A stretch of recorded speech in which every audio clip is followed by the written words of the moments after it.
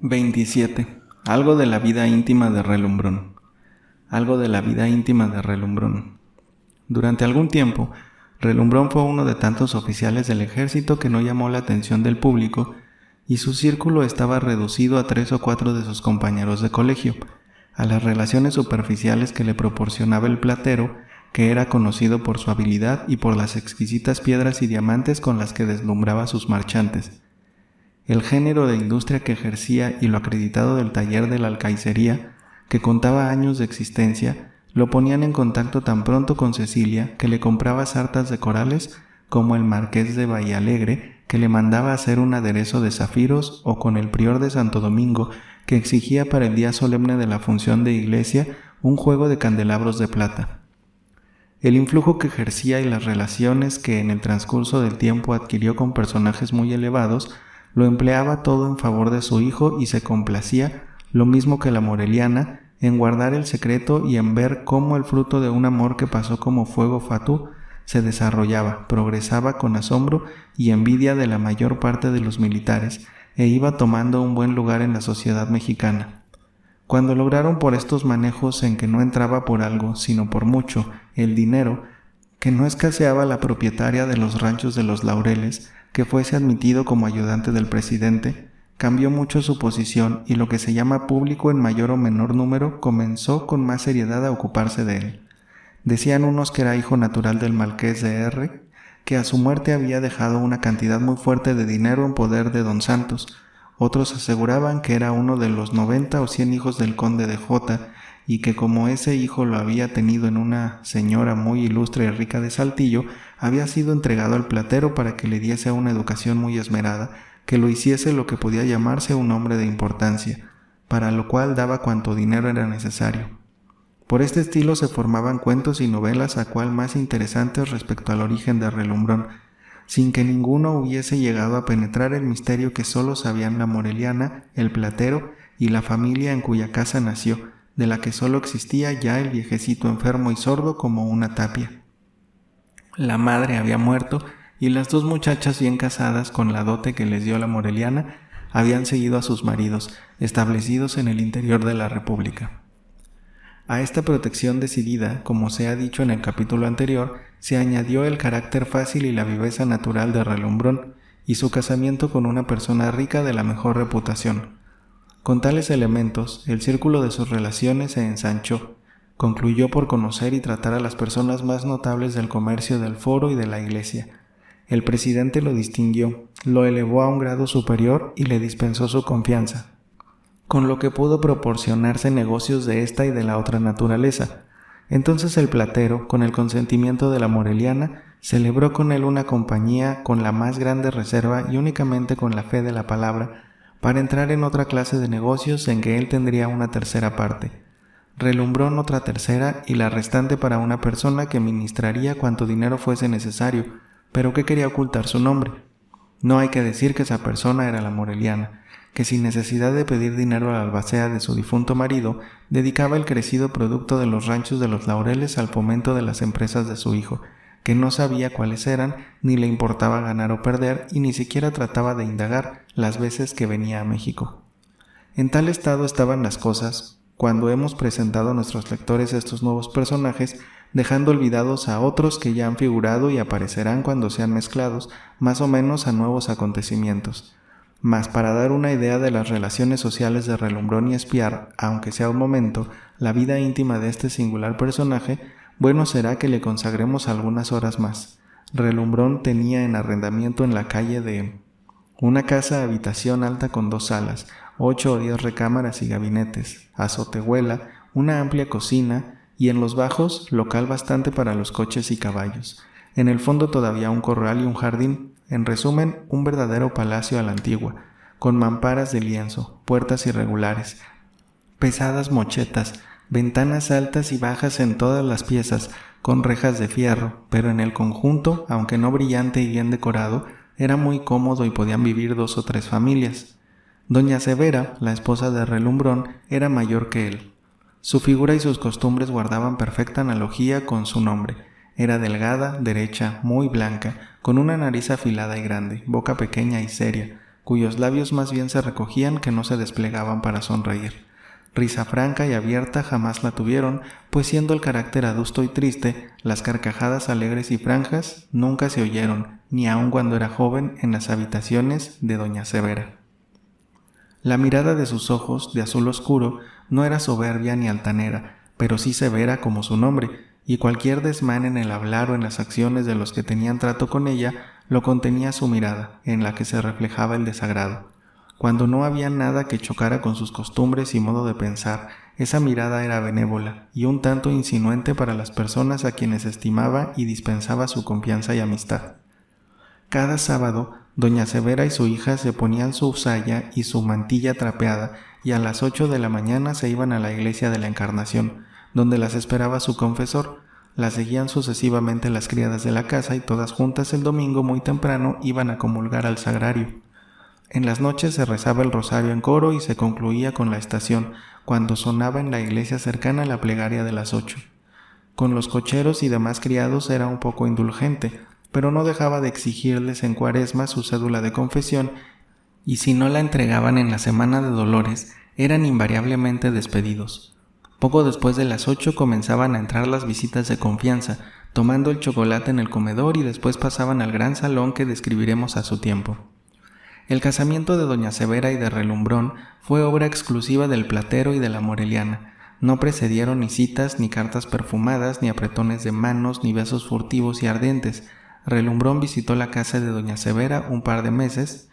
lo que era bastante para tratarse. Nunca pasó de darle la mano al despedirse y menos le habló de amores. La conversación era más bien de funciones religiosas que de otra cosa, pues los dos estaban entendidos que, si después de tratarse confrontaban, se casarían. Confrontaron y doña Severa se casó porque desde que le presentaron a Relumbrón concibió, como si fuera una Julieta de 10 y 6 años, un violento amor por él, pero se guardó muy bien de confesarlo, ni siquiera de demostrarlo, y tuvo la fuerza de voluntad bastante para aparecer ante él más severa de lo que era. Relumbrón se casó porque le gustó la novia y, en efecto, la compostura y severidad de Severa, con su fino cabello negro, su dentadura completa y sus carnes todavía frescas y blancas. Tenía quizá más atractivo para los hombres que los labios pintados, las muecas y risas forzadas de una coqueta. En efecto, era solicitada no solo de Relumbrón, sino de 3 o 4 pretendientes más, con quienes se hubiera podido casar, pero no le simpatizaban. Además, Severa tenía dinero, una reputación sin tacha, ningún pariente, era una ganga.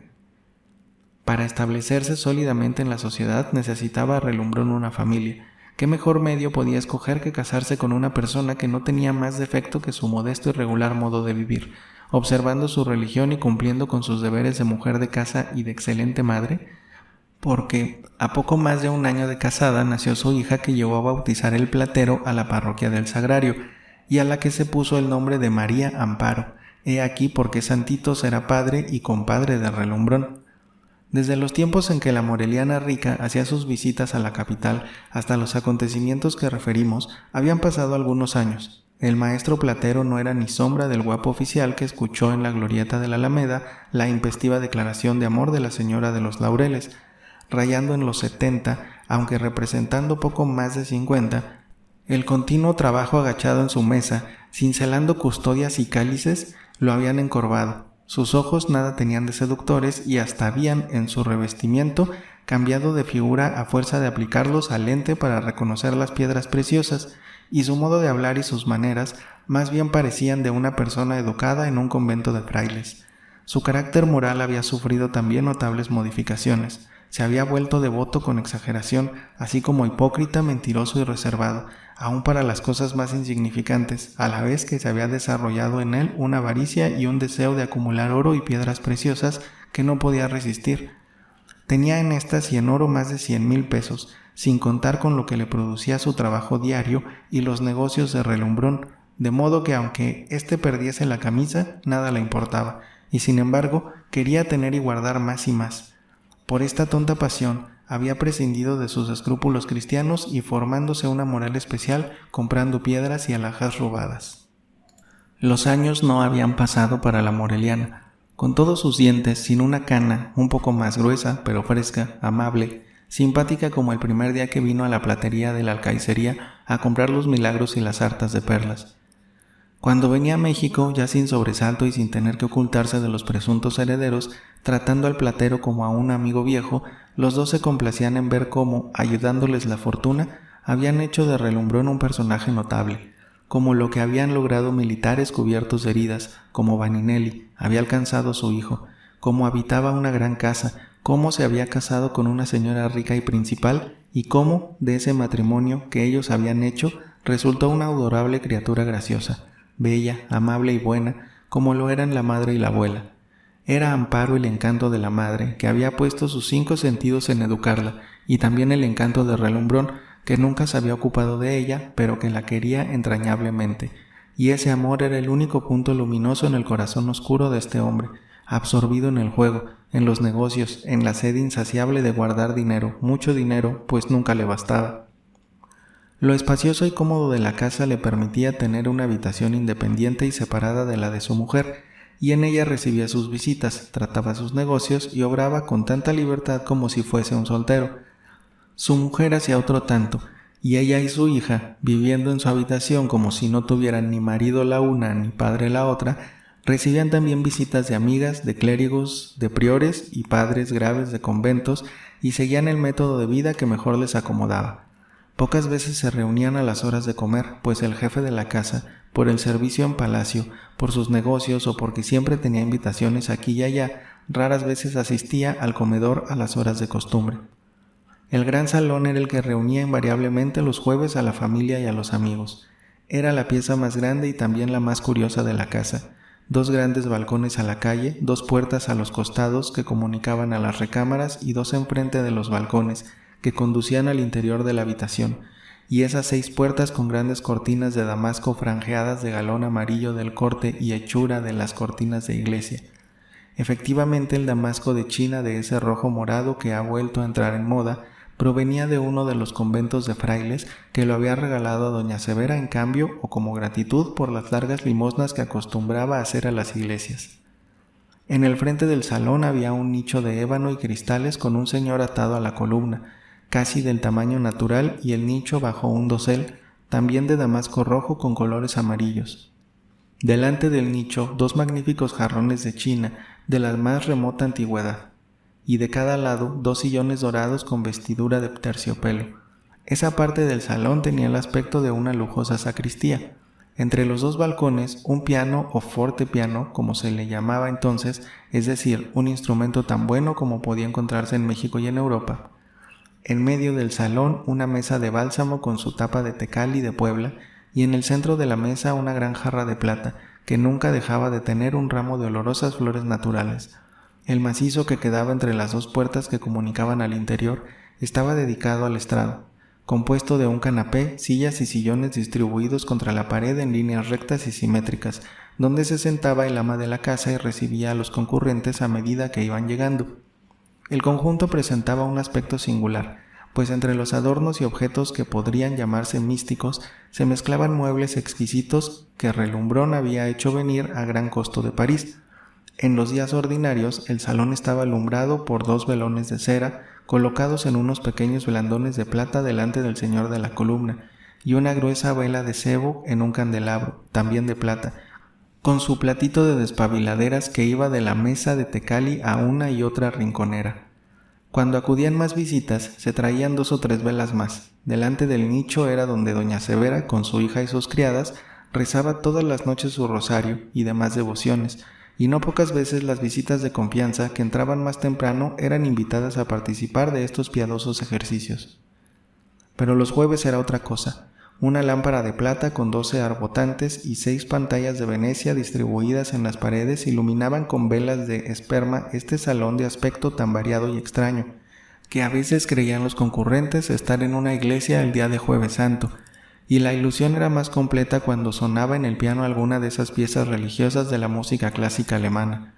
Las recámaras se arreglaban y abrían, y toda la casa, en especial el comedor, estaba a disposición de las visitas. El servicio de los bajos de la casa se hacía por hombres, el portero, los cocheros, los lacayos, los mozos de la caballeriza y demás, el de los altos por mujeres muy limpias y afables, con sus armadores blancos, su cabello muy alisado, su calzado de cordobán nuevo, como criadas de un convento, y en efecto, doña Severa acudía a las monjas cada vez que necesitaba una sirvienta. Concluidas las devociones a las 8:15, la casa se encendía, quedaba perfectamente arreglada y dispuesta para la tertulia, y doña Severa y Amparo se sentaban en el estrado, pero no estaban mucho tiempo solas porque las visitas iban entrando. La familia de la casa de enfrente era la más puntual. La señora y 2 niñas de 16 y 20 años y el esposo de más de 50, ejerciendo con provecho su profesión de abogado. Acostumbraban tomar los jueves chocolate y doña Severa o Amparo, después de los cariñosos saludos de costumbre, los conducían al comedor donde todo estaba dispuesto. Enseguida otra familia de San Cosme, compuesta de 3 señoras ya de cierta edad, propietarias y doncellas viejas. Después esta y la otra persona, de modo que antes de las 9 el salón estaba lleno y parte de las recámaras y el comedor con la concurrencia más rara y más heterogénea que pueda imaginarse. Doña Severa, por su parte, convidaba a sus amigas y conocidas, y Relumbrón por la suya, a personas de tan diverso carácter y categoría, que resultaba una mezcla rara que representaba las distintas escalas de la sociedad mexicana, sin descender muy bajo. Eran, por ejemplo, un escribano, un capitán o teniente, un senador, un diputado o un director de rentas, un magistrado, un médico, un minero, un comerciante y un usurero. Relumbrón conocía a todo México y todo México le conocía a él. Así, cada jueves, además de los tertulianos antiguos, se solían ver caras nuevas en el salón, y no era esto por llenar su casa, sino porque en la serie de negocios que emprendía en la vida que llevaba, un día u otro podría necesitar un servicio, y nunca estaba por demás el atender sus relaciones para desarrollar el grande plan que durante 3 años turbaba su cabeza, y era una obsesión constante que lo molestaba y lo tenía inquieto y pensativo. Clara, la hermana de don Pedro Martín de Olañeta, y su marido licenciado, no faltaban los jueves a no ser que alguno estuviese enfermo. Las otras 2 hermanas visitaban a doña Severa ese día, porque su vida metódica no les permitía estar fuera de su casa pasadas las 9 de la noche. Don Pedro Martín, a quien no se cansó de invitar Relumbrón, fue 1 o 2 noches, jugó 2 manos de tresillo y no volvió. La esposa y la hija le merecían mucha estimación. Tenía conocimiento y sabía los buenos antecedentes de doña Severa, y le elogiaba el cuidado con que había educado a Amparo, pero Relumbrón le parecía más ligero de cascos, finchado como un portugués, no tenía la mejor idea de su moralidad, y no quería tener intimidad con personas de ese carácter. Bedoya y Lamparilla no faltaban, y el primero se daba una importancia tal que le huían los jóvenes en cuanto lo veían, y si alguno caía en sus manos ya tenía para toda la noche, pues gustaba mucho a nuestro licenciado contar anécdotas de su tierra, referir las riquezas que tenía su familia, que fue arruinada por los insurgentes, y la influencia que había adquirido él, quizá por este motivo, la cual no dejaba de poner a disposición de los tertulianos con quienes entraba en conversación. La aristocracia no escaseaba en este extraño salón, y más de una vez se vio allí al hijo del marqués de Aguayo y al primo del conde Santiago y al marqués de Vallalegre, que estimaba mucho a doña Severa y platicaba con ella y con Amparo lo más de la noche, cuando concurría, y era lo menos 1 vez al mes, a no ser que estuviese en sus haciendas. Vaninelli, por más que Relumbrón lo invitó, no consiguió que fuese su tertuliano. Consintió en ir una noche, pero apenas vio el salón pareciéndose a una capilla y la clase de la concurrencia cuando se marchó y juró no volver jamás. Una de las recámaras, que eran bien amplias, se convertía en sala de tresillo, y se ponían 2 o 3 mesas con las barajas,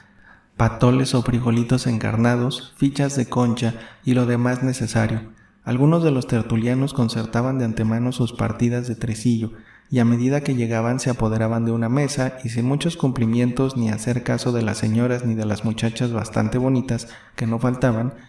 permanecían absorbidos en sus codillos, puestas y bolas hasta las 12 de la noche. Relumbrón solía hacer terno, y como era fuerte en el juego, les ganaba algunos pesos. Bedoya, a quien enseñó Lamparilla a jugar el tresillo sin que nunca lo pudiese aprender bien, para consolarse decía: desgraciado en el juego, afortunado en amores, y echaba una mirada a Amparo, lo que desagradaba mucho a doña Severa.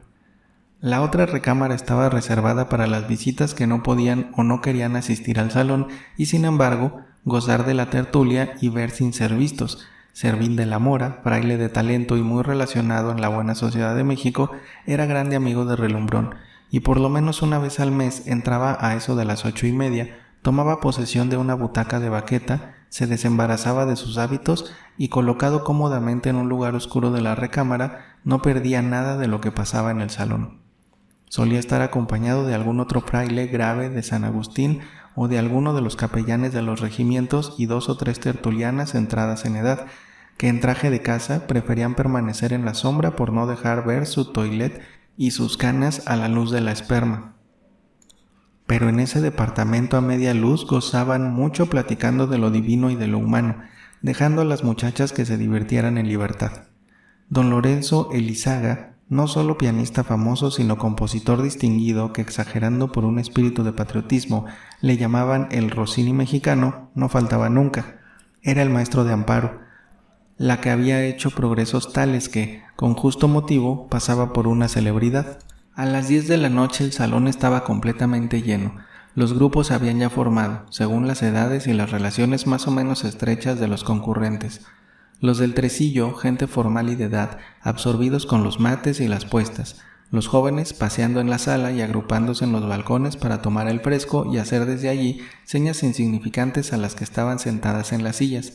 Las señoras de mayor edad en sabrosa plática y doña Severa, a pesar de su seriedad habitual, multiplicándose para complacer y tener contentos a todos y platicando tan pronto con los dominicos retraídos en la recámara como con los oficiales y jefes que no dejaban nunca de aceptar las invitaciones del rico coronel.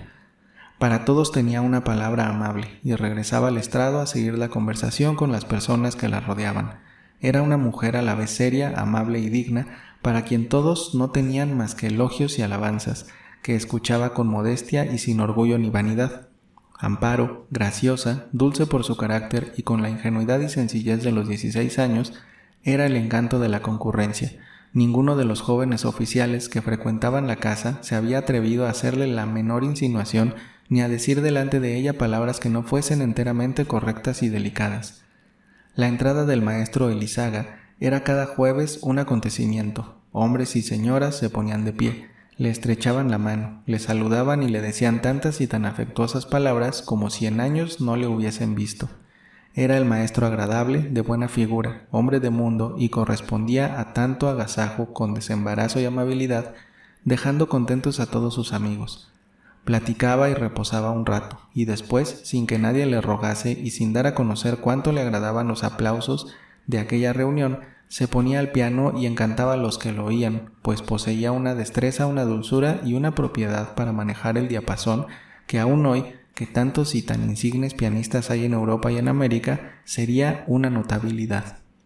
Generalmente, en lugar de tocar las piezas de música que se usaban en ese tiempo, improvisaba y producía melodías que eran completamente desconocidas. Enseguida invitaba a Amparo y le acompañaba un arja o una canción, y Amparo a su vez recibía aplausos como su maestro, especialmente de los misteriosos, o mejor dicho, de los religiosos tertulianos reunidos en las sombras de la recámara. Otras muchachas cantaban canciones y dúos, y para variar y a instancias de los jóvenes, se arrimaba a un lado la mesa de tecali, y se organizaban unas cuadrillas, rara vez valses, que no gustaba a doña Severa, y que jamás permitió a Amparo que lo bailase. Las criadas, limpias, listas, con sus armadores blancos y su andar menudito, no cesaban de entrar y salir con charolas de plata llenas de copas de buenos vinos, soletas, rebanadas de queso, rodeos y puchas. Relumbrón había querido y cada miércoles insistía en que se sirvieran el jueves helados de Veroli, champaña, carnes frías y pasteles franceses, y que en vez de doncellas de servicio fuesen criados de casaca y corbata blanca los que sacasen las charolas al salón. Pero doña Severa no quería salir de la moda antigua y decía en su apoyo: en cuanto nuestra tertulia se vuelva de tono, no durará un mes, y además los padres dominicos y agustinos que nos hacen favor no vendrán más. Si queremos que la tertulia dure y que no haya críticas, dejemos las cosas como están. Relumbrón por nada de esta vida dejaba de presidir la tertulia de los jueves. El resto de la semana lo dedicaba a sus negocios, al teatro, al café, a Luisa, a Rafaela, a 1000 cosas más que por supuesto no sabía doña Severa. Hacía los honores del salón con tanto o más despejo y tacto que su mujer, y afable y chancero, era el primero en aplaudir al maestro Elizaga, llenar de elogios y regalar ramitos de flores y cajitas del templo de las dulzuras de la famosa doña Enriqueta la francesa. Se acercaba a las mesas de tresillo y entre mano y mano tomaba la baraja, sacaba de las bolsas del chaleco un puñado de oro menudo y echaba sus chilitos, albures, dejándose ganar, menos de Bedoya, a quien tenía entre ojos y no le hacía ni una concesión. De la sala de rastrillo pasaba a la recámara donde estaban a la sombra los reverendos. Platicaba con ellos sobre misas, iglesias y sermones, y no pocas veces les dejaba 4 o 5 duros para que mandasen decir misas por el alma de su padre, que aún estaba muy enfermo y fuerte en la platería, y por su madre, que habitaba muy contenta, gruesa y bien conservada en el rancho de los Laureles, y los religiosos no podían menos de alabar al buen hijo que, en medio de la alegría, recordaba a los que le habían dado el ser. Y así por estas atenciones, por la afabilidad de doña Severa, que dominaba su carácter triste, y por la belleza y gracia y talento de Amparo, quedaban todos muy complacidos. Las horas se pasaban sin sentir, y cuando los relojes de las 100 iglesias de México tocaban 12 campanadas, los amigos de la casa iban con pena y sentimiento a buscar sus sombreros y abrigos para retirarse a sus casas, estrechando la mano a Relumbrón y besando en los carrillos, las señoras y niñas, se entiende, a doña Severa y a la primorosa Amparo, sin poder evitar al salir una mirada respetuosa al señor atado a la columna, que con sus espaldas desgarradas y por los azotes de sus verdugos, su cuerpo manado de sangre y sus ojos dulces, humildes y resignados, presenciaba cada jueves la tertulia.